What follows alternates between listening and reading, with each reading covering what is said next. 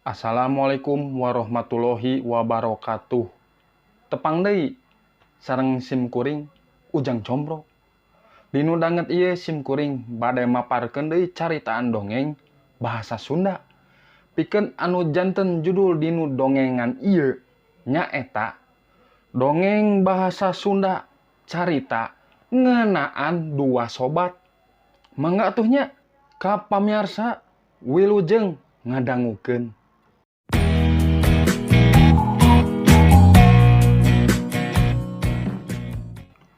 Dongeng bahasa Sunda carita ngeunaan dua sobat. Kevin jeung Udin sosobatan ti leuleutik mimiti wawuhna basa Kevin pakanci ka ninina di Ciweuning. Ibu Hajah Nani, ninina Kevin, kaasup jelema beunghar, sawah jeung kebonna lega. Nuju jenatna Bapak Haji Somad, akina Kevin, aya keneh mamalah kaagungan pabrik aci sagala. Ngan sabada ngantunkeun pabrik acina diical dah henteu aya anu ngokolakeunana.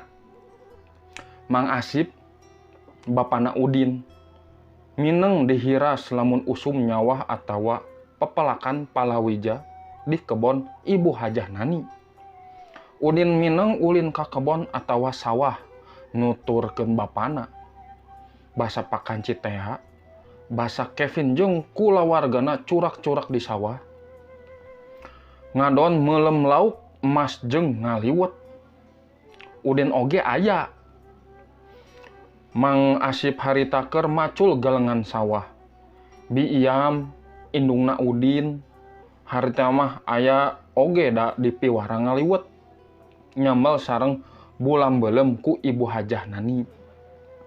Kevin kataji basa ningali Udin motongan awit tamyang. Keur nyieun naon? Cek Kevin. Suling. Nah bisa kitu. Nya bisa. Bapak Uing apan tukang nyieun suling. Ngan hanjakal awit tamyang ieu rarengat. Ngalah deui we atuh. Tuh. Apan tangkal awi mah rea. Kevin nunjuk dapuran awit tali anu ngajajar ngawetasan pasawahan. Udin seuri. Lain awis sejak kitu atuh. Awi anu biasa dipake suling mah awit tamyang. Anu kieu ruasna apan paranjang. Ngalana oge awit tamyang mah kudu ka sisi leuweung. Cek Udin nerangkeun. Engke beurang oge uing arek ka ditu nungguan heula babaturan. Meunang ngilu, Kevin curinghak. Manehna ngabayangkeun resep sigana ulin ka sisi leuweung. Meunang wae asal diidinan ku Ibu Haji. Anu dimaksud Ibu Haji teh Ibu Hajah Nani, ninina Kevin. Berengbeng Kevin lompat ka saung. Bebeja ka indung bapana jeung ninina.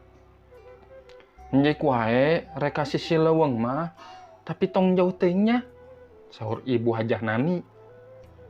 Udin talingakeun Kevin nya. Udin unggeuk sababaraha kali. Basa babaturanna Udin daratang. Terus maranehna arinit ka sisi leuweung. Awit tamyang geus jarang di sisi leuweung oge. Abring-abringan bari henteu merhatikeun dapuranana anu meh-mehan tumpur. Urang Ciweuning anu rereana buruh tani apan sok nyamil nyeunan suling. Suling teh dibeulieun ku bandar, terus dijual di tempat-tempat wisata. Lantaran hese neangan awit tamyang anu alus pisulingeun, babaturan Udin naraek deui ka jero leuweung. Udin mah henteu wani nuturkeun. Manehna inget pangwadi Ibu Hajah Nani. Entong jauh teuing. Nya oge hesena neangan awit tamyang anu lantas, anu hade pisulingeun. Udin milihan oge awit tamyang anu kira-kira bisa dijieun suling. Kevin milu milihan awit tamyang. Suku Kevin kacepet awi. Kevin ngajerit. Udin rewas. Aya naon Jang Pin? Cek Udin bari nyamperkeun. Horeng lain saukur kacepet awi. Suku Kevin diseureut kalajengking. Kevin gancang disangkeh, didiukeun dina jukut. Tatu tapak seureut kalajengking dibanjuran ku cai bari dibersihan. Terus disedot jeung diburakeun getihna. Nah, disedot kitu, cek Kevin bari beri gilaeun. Ngarah peurahna henteu nyaksrak. Ayeuna henteu nanaon teh. Engke peuting mah jang empin bakal panas tiris. Lamun disedotan mah getihna moal panas tiris. Saeutikna aya peurah anu kapiceun. Tembal Udin bari luak liuk. Yangan anu bisa dipake ngabeungkeut suku Kevin. Tapi koko tetengan kaditu kadieu oge henteu aya nu kira-kira bisa meungkeut suku Kevin. Tungtungna Udin mencerong kaos gambar Upin Ipin anu dipakena anu soek lebah bujalna. Nah, suku kuring dibeungkeut cek si Ujang Kevin. Apan ngarah peurahna henteu nyaksrak. Ayeuna urang kudu gancang balik. Hayu. Disangkeh bisi henteu kuat mah. Tapi Kevin henteu bisa lempang. Manehna heran. Nah, sukuna henteu bisa dilengkahkeun. Sok atuh ka dieu Jang Empin digendong we. Cek Udin bari cingogo di hareupeun Kevin. Kevin asa-asa naik hareupeun kana tonggong Udin. Basa Udin cengkat. Manehna nolonjong. Puguh we nya oge maranehna saumur kakara 6 tahun. Kevin mah apan mani bayuh-yuh. Sedeng Udin cengkrang. Tapi nya oge cengkrang tanaga Udin mah meni rosa. Kevin anu beratna hampir 2 kalin awakna digandong. Nya oge jalan teh mudun. Tapi Udin sababaraha kali nolonjong. Da beurateun. Lamun geus teu kuat pisan Kevin diecagkeun. Leguk Udin nginum cai. Bakalna maneh ngalekik. Kesa ngrenung dina tarang, ngucur dina beuheung, maseuhan kaosna anu dekil. Sanggeus awakna karasa seger, Udin terus ngagandong deui Kevin. Kituna teh aya kana 4 kalinan nepi ka wates kampung. Di wates kampung kakara panggih jeung Mang Sohim anu keur macul di kebon. Sanggeus nyehun Kevin diseureut kalajengking.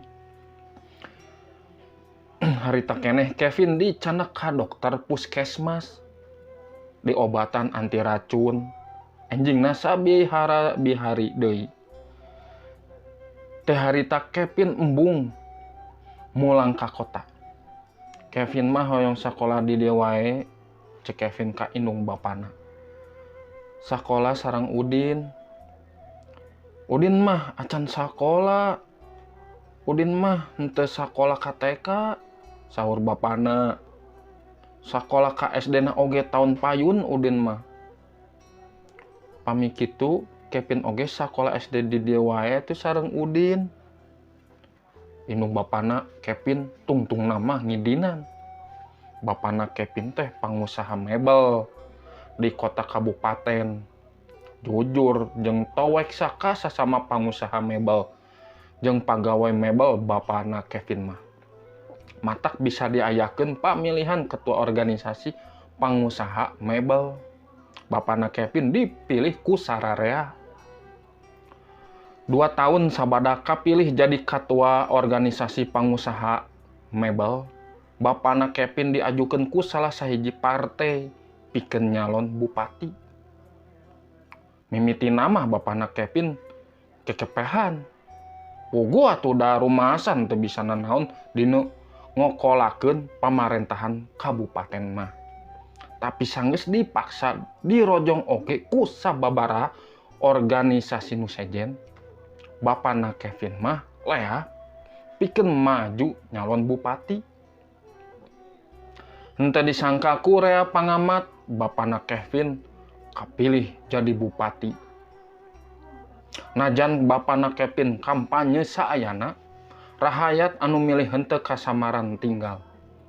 Ari kituna dikerja di ketua organisasi pangusahaan mebel keneh, bapana Kevin mangges biasa asruk-asukran mikeun sumbangan kanu keuna musibah.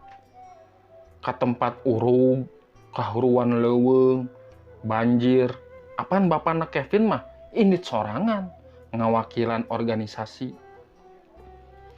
Henteu anggeus saperiode jadi bupatina oge bapana Kevin mah. Kakara 3 tahun jadi bupati, terus ditunjuk ku presiden anyar, pikeun jadi salah seorang menteri. Tungtungna nganjrek di Jakarta. Nya oge kitu, Kevin mah angger sakola di SDN Ciwening. Ayeuna teh geus kelas 3.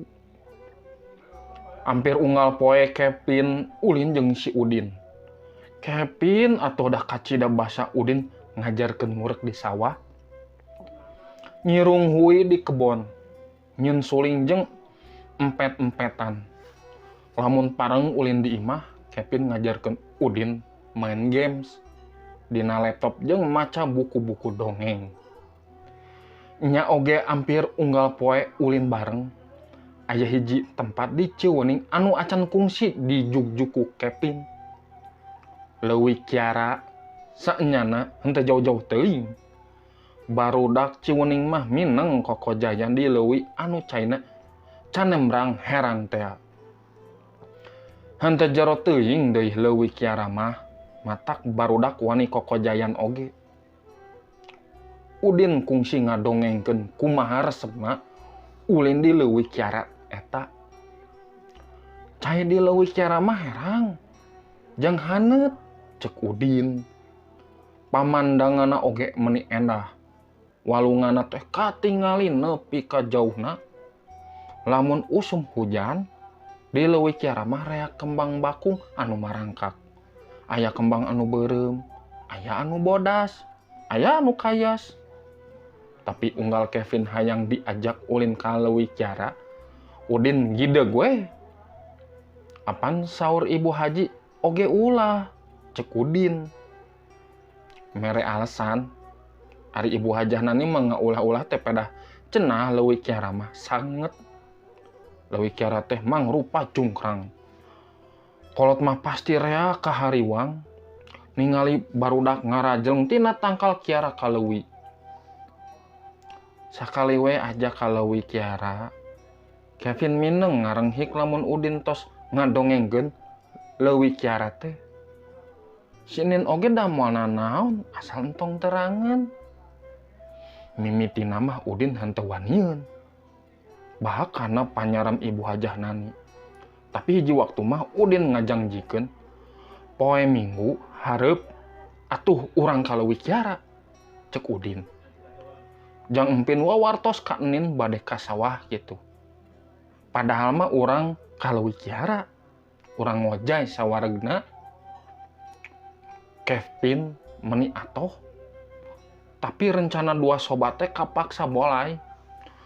Guru-guru di SDN Ciweuning unggal poe Sabtu ngajak murid kelas 3 nepi ka kelas 6 pikeun olahraga ka lapang main bal. Lapang main bal teh ayana di pasir. Rada jauh ti sakola mah. Matakna unggal Sabtu murid kelas 3 nepi ka kelas 6 mah sok bebeklan sangu jeung cai. Sabada olahraga teh sarerea bala kecerakan di sisi lapang. Barudak poe ayeuna mah urang diajar ngarasakeun nasib babaturan. Diajar ngarasakeun nasib baturan. Carana urang silih tukeran babekalan. Saur ibu guru ana. Kevin nukerkeun babekalanana jeung babekalan Udin. Kevin mekel sangu dina misting, ceplok endog jeung sosis.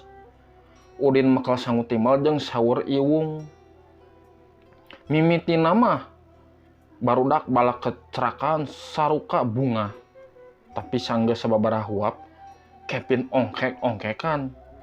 Udin reuwas. Babaturan anu sajen oge reuwas. Guru-guruna oge reuwas. Kevin Ganceng dibawa ke puskesmas. Ibu Hajah Nani di bejaan yen Kevin karacunan kadaharan.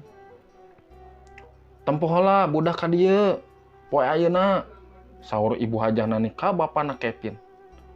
Entong saukur karir wae anu diurus teh ari budak kalantar. Bahasa inung bapana Kevin nepi ka bumi Ibu Hajah Nani. Kevin mah geus sabihara-bihari deui.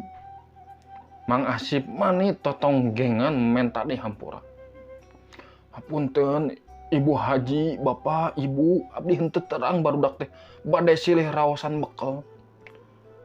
Jang empin mah pasti henteu biasa kana teu daeun abdi kalawargi. Cek Mang Asip. Peas raskin sasih ayeuna mah muhun bau hapek nemani nataku. Pun bojo henteu kasiweur nyangu nyangge bumbu. Biasana mah nyangu teh sok ngangge daun salam, sereh. Sareng upami aya mah bawang. Punten Ibu Haji, Bapak, Ibu. Sangu timbel jeung sayur iwung bekal Udin dipariksa ku polisi. Nya henteu aya racun dina sangu jeung sayur iwung teh. Kevin ngan henteu biasa wungkul, tapi lantaran kajadian eta kapaksa Kevin kudu pindah ka Jakarta.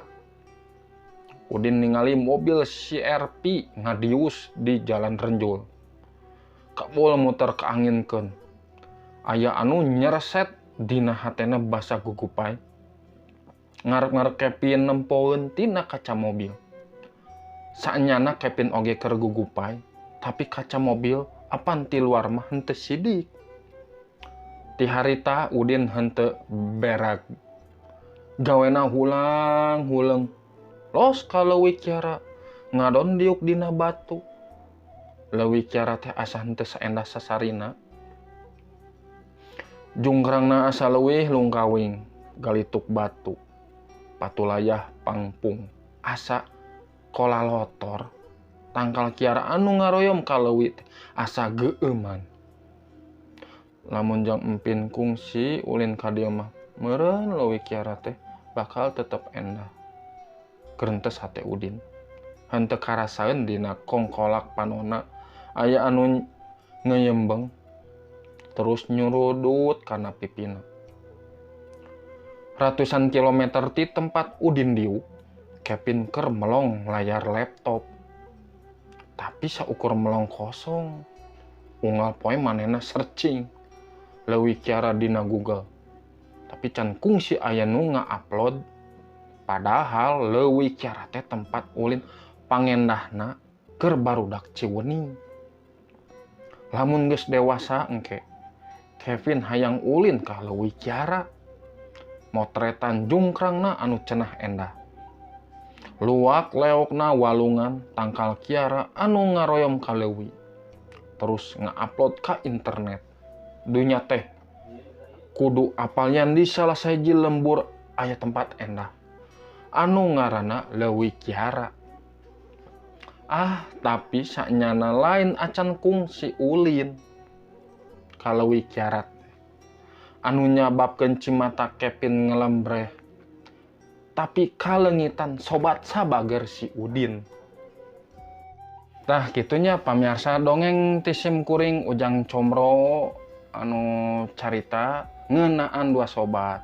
Mugi ieu teh dongeng tiasa ngahibur baraya nya. Janten aya nilai nu tiasa dicandakna, hikmahna ti dongengan ieu sakitu nya. Hatur nuhun ka palawargi atos ngadukung Sim Kuring dugi ka ayeuna. Mohon atuhnya Sim Kuring bade istirahat heula engke dilajeng deui dinu dongengan anu sae nya dinten nu sanes gitu. Mangga atuhnya ka pamirsa hatur nuhun Sim Kuring amit mungkur. Assalamualaikum warahmatullahi wabarakatuh.